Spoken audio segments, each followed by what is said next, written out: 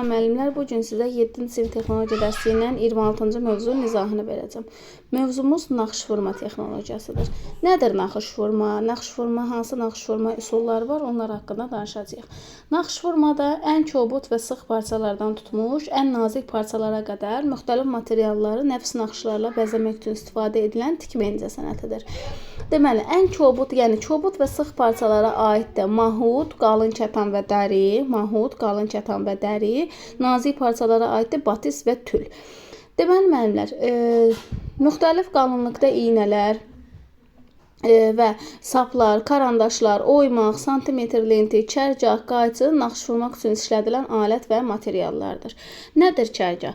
Çərgah böyük sahədə naxış tikməni yerinə yetirmək üçün istifadə edilən tərtibatdır.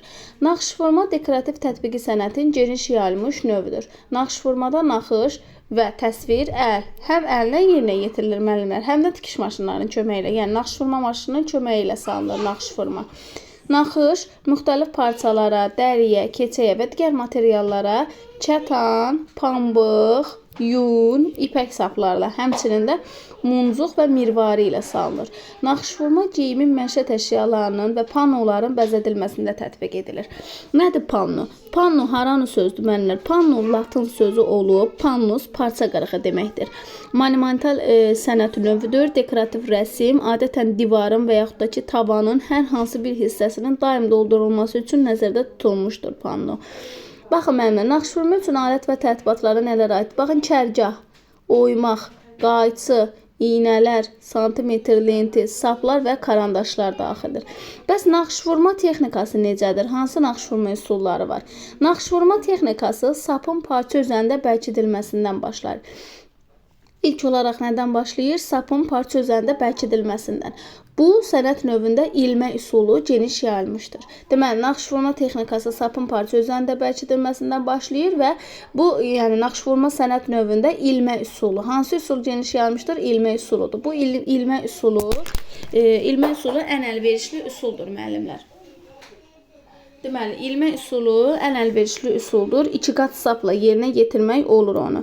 Deməli, ilmə üsulu nə oldu müəllimlər? Ən geniş yayılmış üsul oldu naxış vurma texnikasında və ən əlverişli üsul oldu. 2 qat sapla yerinə yetirilirdi.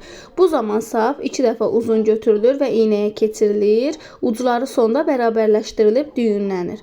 İynə parçaya naxış vurma başlanan nöqtədən tərs tərəfdən üst tərəfə batırılır və ilmə istisna olmaqla sap axıra qədər çıxarılır. Sonra iynə səliqə ilə geriyə, tərs tərəfə aparılır və hazırlanmış ilməyə salınır. İlmə ehtiyatla dartılır. İynə qabağa tikişi iynənin sağdan sola hərəkəti ilə yerinə yetirilir. Sap parçanın sağ kənarında bərkidilir və 5 mm tikiş arası ilə buraxılır. Deməli müəllimlər, gəldik artıq tikişin növlərinə. İynə qabağa tikiş, iynə arxaya tikiş, bir də su tikişi haqqında danışacağıq. Deməli, iynə qabağa tikiş necə yerinə yetirilir? Tikiş iynənin sağdan sola, tikişin istiqaməti sağdan soladır. Sağdan sola hərəkəti ilə yerinə yetirilir. Sap parçanın sağ kənarında bərkidilir və 5 mm tikiş arası buraxılmaqla, yəni 5 mm tikiş arası parçanın 5-6 sapı deməkdir. Və iynə ikinci deşik nöqtəsinə salınır. Sonra ilmə ilə bir yerdə tərs tərəfə dartılıb çıxarılır. Eyni sayda sap buraxıldıqdan sonra iynə üst tərəfə çıxarılır və ikinci tikiş arası yerinə yetirilir. Baxın müəllimlər. Şəkil 4-də iynə qabağa tikiş göstərilmişdir. Baxın müəllimlər, necə yerinə yetirilir? Görürsünüz, iynə qabağa tikiş. Tikişin istiqaməti necə idi? Sağdan sola istiqamətində yerinə yetirilirdi. Şəkil B-də isə divar naxışı göstərilmişdir. İndi ona baxacağıq müəllimlər. Tikişlər və tikiş araları eyni uzunluqda edilir və sağdan sola yerləşdirilir. Parçanın tərs tərəfində aparılan eyni uzunluqda tikiş araları üz tikiş aralarının arası ilə gedir. Tikiş arasının uzunluğu müxtəlif ola bilər. Tikişi parçanın saplarının sayı ilə, həmçinin çəkilmiş konturla yerinə yetirmək olar. Bu tikişdə tikiş aralarının uzunluğu və onların arasındakı məsafəni dəyişməklə, sıraların sayını çoxaltmaqla, onları müxtəlif rəngli saplarla yerinə yetirmək yolu ilə müxtəlif sayda ornamentlər yaratmaq olar. Bu üsula aparılan tikiş yığma tikiş adlanır. Baxın. Şəkil A-da yığma tikiş verilmişdir. Şəkil B-də isə divar naxışı verilmişdir. Deməli, yığma tikişdə açar sözümüz nə olacaq? Müəllimlər, parçanın saplarının sayı ilə həmçinin çəkilmiş konturlarla yerinə yetirilir. Sonra tikiş aralarının uzunluğu, onların arasındakı məsafəni dəyişməklə sıraların sayını çoxaltmaq, müxtəlif rəngli saplar, yəni müxtəlif rəngli saplarla yerinə yetirmək yolu ilə müxtəlif sayda ornamentlər yaratmaq olar. Bu üsul da adlanır, yığma tikiş adlanır. Yaxşı müəllimlər, iynə qabağa tikiş ilə təkcə kontur üzrə yox, şəkli tam doldurmaqla müxtəlif formalı təsvirlər tikmək olar. İynə qabağa tikiş əvvəlcə bir istiqamətdə, sonra isə tikiş arası boş yerləri doldurmaq üçün əks istiqamətdə yerinə yetirilir. Deməli, sonra isə tikiş araları boş yerləri doldurmaq üçün əks istiqamətdə yerinə yetirilir və kəsilməz tikiş arası xətt adlanır. Belə tikişdə həm 2 dəfə iynə qabağa tikiş adlana bilər, həm də divar naxışı adlana bilər. Baxın müəllimlər, iynə sapların arasında boşluqları deyil, bir dəfə də geri qayıtmaqla yenidən yerinə yetirirlər. Buna da kəsilməz tikişdir. Baxın müəllimlər, elə görsənir də dümdüzdür, yəni kəsilmir də, kəsilməz tikiş adlanır. Və deməli, necə yerinə yetirilir? Sonra baxaq müəllimlər, iynə arxası tikişə. İynə arxası tikiş nədir? Tikişdir, yəni tikişin istiqaməti sağdan soladır. Açar sözümüz iynə qabağa tikişdə də, iynə arxası tikişdə də tikişin istiqaməti müəllimlər sağdan soladır. Yəni sağdan soladır istiqamət. Sonra müəllimlər, iynə ilə arxaya tikiş arası edilir. Sonra parçanın tərs üzündən iynə 2 tikiş arası qabağa keçirilir. Baxın, iynə arxası tikişdir müəllimlər. Sonra parçanın tərs üzündən dedik, iynə 2 tikiş arası qabağa keçirilir. Bu tikişdə tikiş araları eyni uzunluqda olmalıdır. Tikiş araları eyni uzunluqda. Baxın müəllimlər, tikiş araları eyni uzunluqda olmalıdır.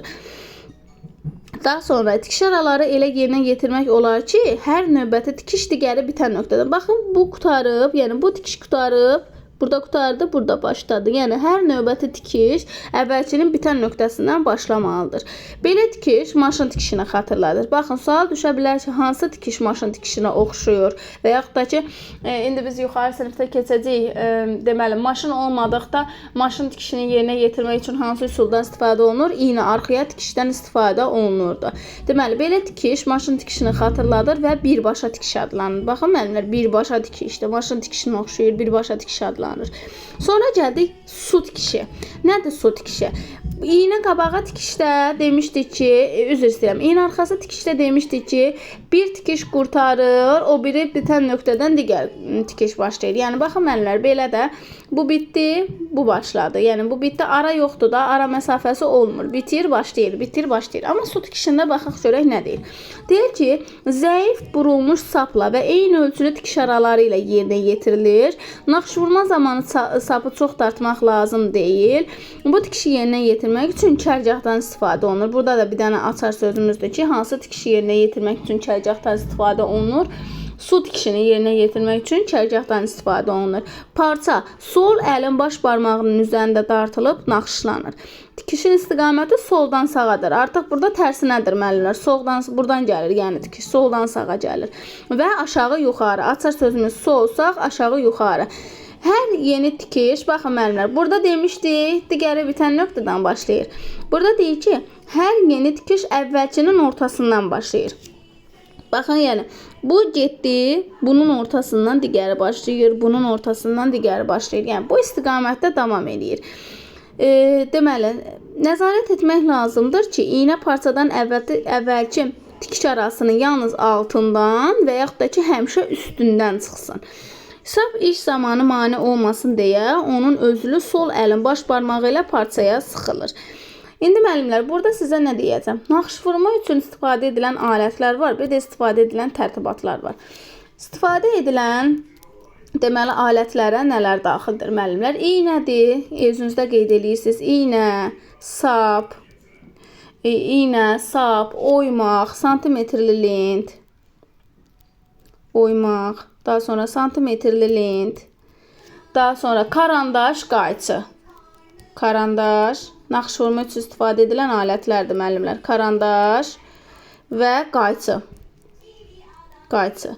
İndi naxış vurma üçün istifadə edilən tərtibatlar. Naxış vurma üçün istifadə edilən tərtibatlar sadəcə çərgahdan ibarətdir. Yəni bu mövzumuzda naxış vurma üçün istifadə edilən tərtibat nədir? Müəllimlər çərgahdan istifadə olunur. İndi bir şey də var müəllimlər. Biz dedik ki, ən əlverişli üsul hansı idi? Ən əlverişli üsul naxış vurmada ilmə üsulu geniş yayılmışdır.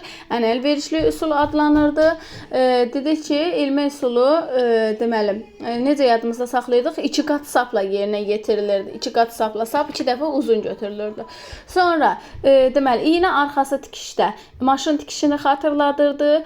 Deməli əvvəlki tikiş bitən nöqtədən, yəni növbəti tikiş əvvəlki bitən nöqtədən başlayırdı. Sonra su tikişində dedik, zəif burulmuş sapla eyni ölçülü tikiş araları ilə yerinə yetirilirdi. Sapı çox da atmaq lazım deyildi. Tərtibat olaraq çərgahdan istifadə olunurdu. Tikişin istiqaməti soldan sağa idi, aşağıdan yuxarı idi. Bir də hər növbəti tikiş əvvəlkinin ortasından başlayırdı. Nəzarət etmək lazım idi ki, iynə parçadan əvvəlki tikiş arasının ya altından ya da üstündən çıxsın. Sonra oxşar cəhətləri nədir müəllimlər? İynə qabağı və iynə arxaya tikişin oxşar cəhətləri hər ikisində sağdan sola, yəni tikişin istiqaməti sağdan soladır. Bir də eyni uzunluqda sap. Yəni eyni uzunluqda sap və yaxud da ki, tikiş araları eyni uzunluqda olmalıdır. Bunlar açar sözlərimizdir. Belə müəllimlər, bu mövzumuzda bu qədər. Hər birinizə uğurlar.